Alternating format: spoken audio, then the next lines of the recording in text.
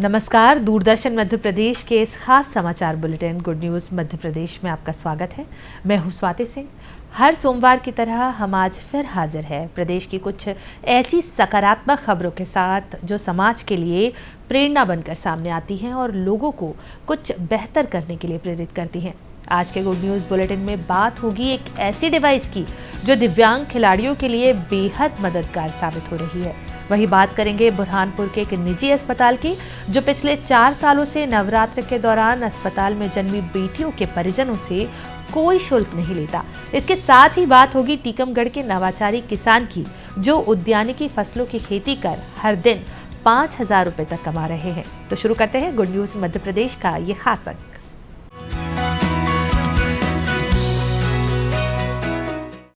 ग्वालियर के अटल बिहारी वाजपेयी दिव्यांग खेल प्रशिक्षण केंद्र में 11वीं के छात्र ने एक ऐसी डिवाइस तैयार की है जो दिव्यांग खिलाड़ियों के खेल को और बेहतरीन बनाने में मददगार साबित हो रही है। इसके साथ ही ये डिवाइस खिलाड़ियों को खेल के दौरान होने वाली दुर्घटनाओं से बचाने में मददगार साबित हो रही है। देखिए रिपोर्ट।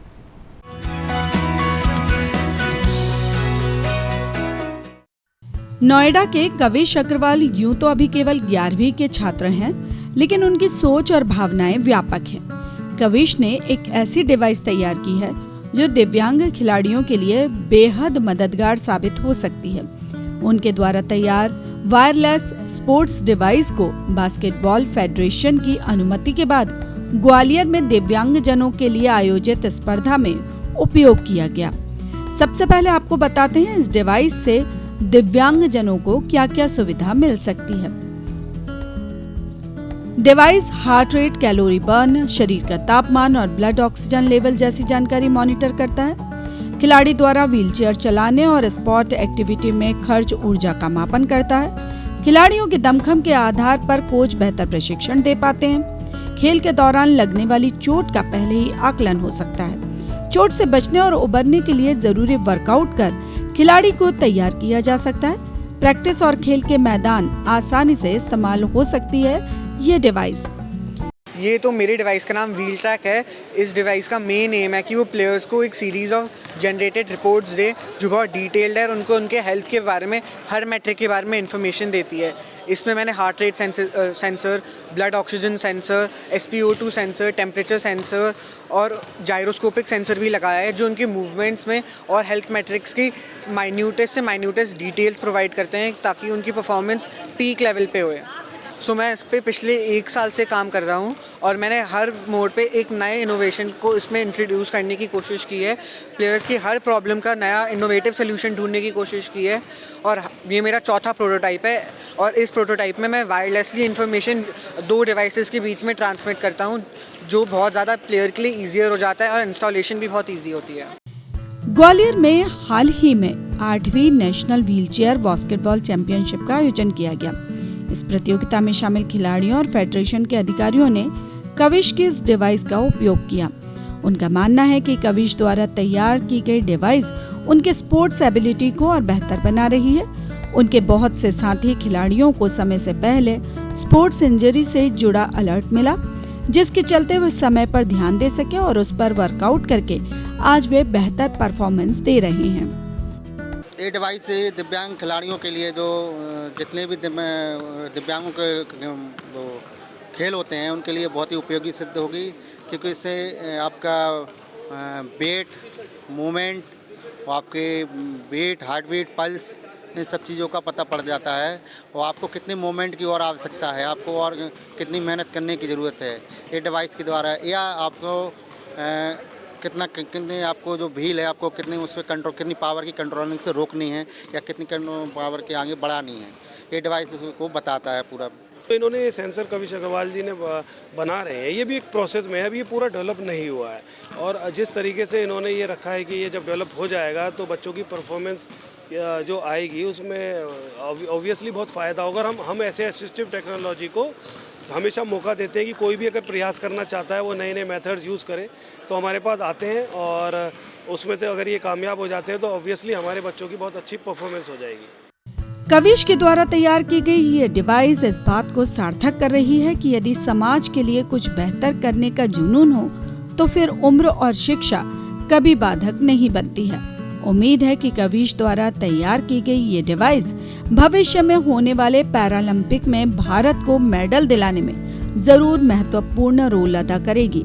नवीन नायक, डीडी न्यूज, ग्वालियर।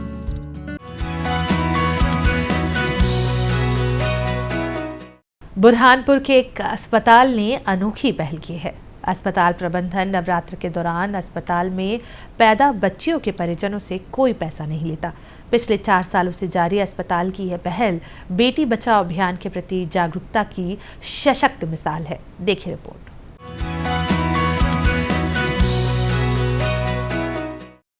बुरहानपुर के इंदिरा कॉलोनी स्थित precious life care multi speciality hospital Beti Bachao Beti Padhao अभियान से गहराई से प्रेरित है।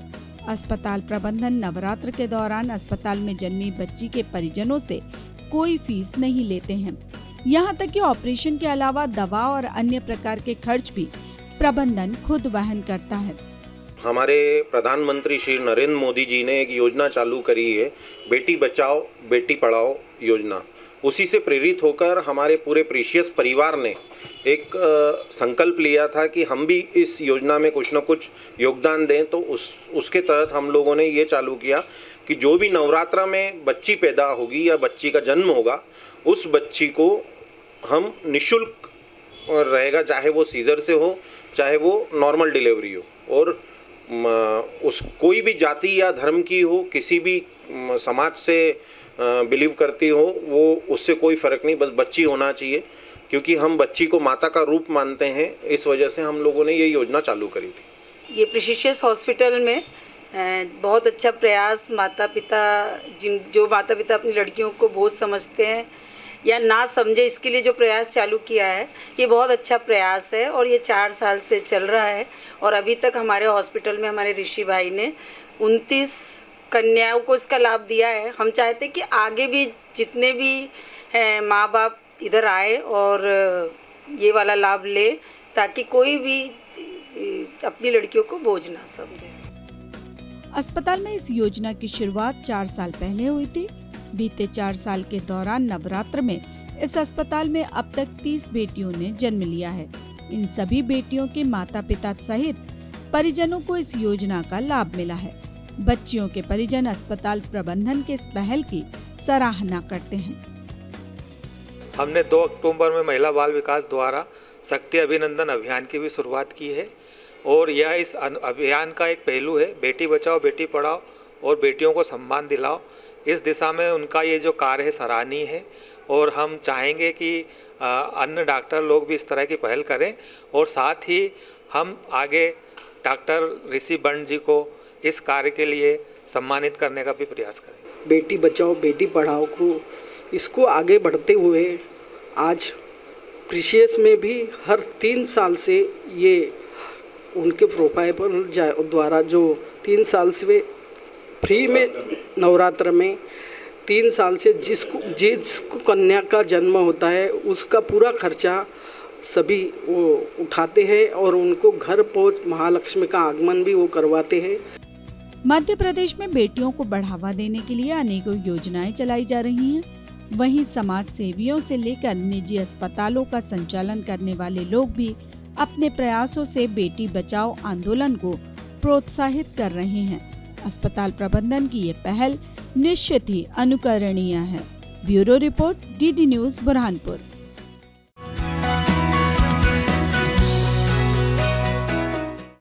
टीकमगढ़ जिले के झांसी रोड स्थित अनंतपुर गांव में रहने वाले किसान विष्णु शर्मा ने खेती में नवाचार अपनाकर उत्कृष्ट उदाहरण पेश किया है।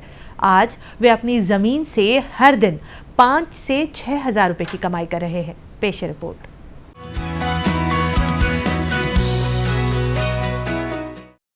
टीकमगढ़ के अनंतपुर गांव के किसान विष्णु शर्मा संघर्ष के प्रतीक हैं।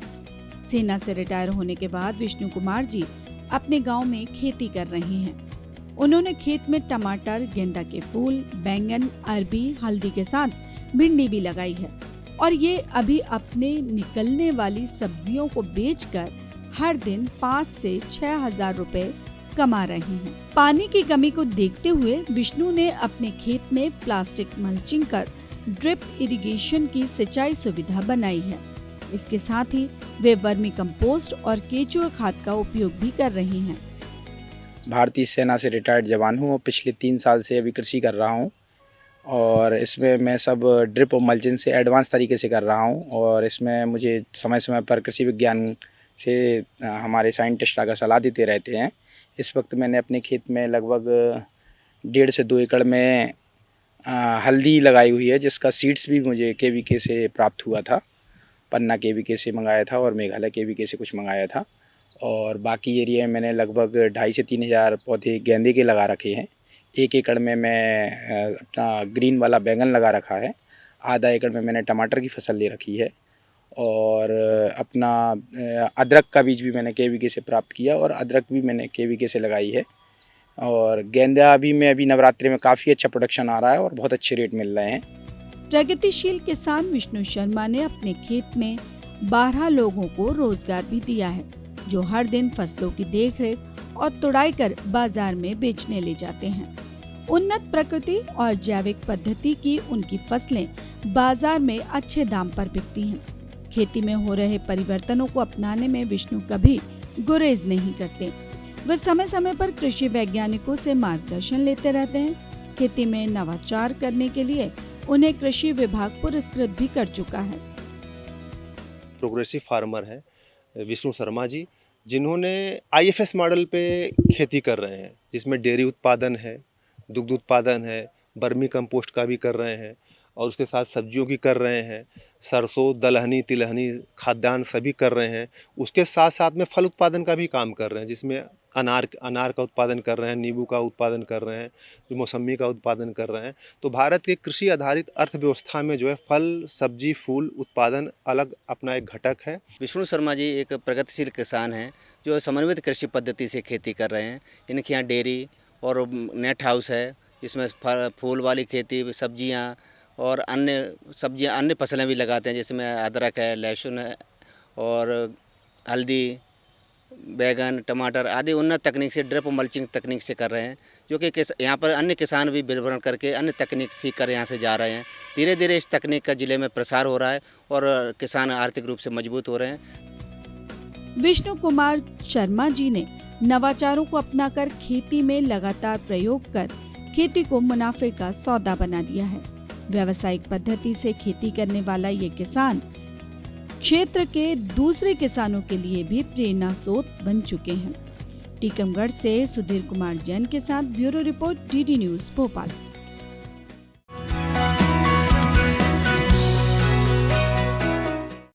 गुड न्यूज़ के आज के अंक में बस इतना ही। अगर आप इस बुलेटिन में ऐसी ही सकारात्मक खबरें देखना चाहते हैं या अगर आपका हमारे इस कार्यक्रम को लेकर कोई सुझाव है तो आप हमें ईमेल कर सकते हैं। हमारा मेल ID है goodnewsddnewsmp@gmail.com। तो आज के अंक में बस इतना ही। अगले सप्ताह कुछ और सकारात्मक नवाचारी खबरों से आपको कराएंगे रूबरू। तब तक के लिए दीजिए इजाजत। नमस्कार।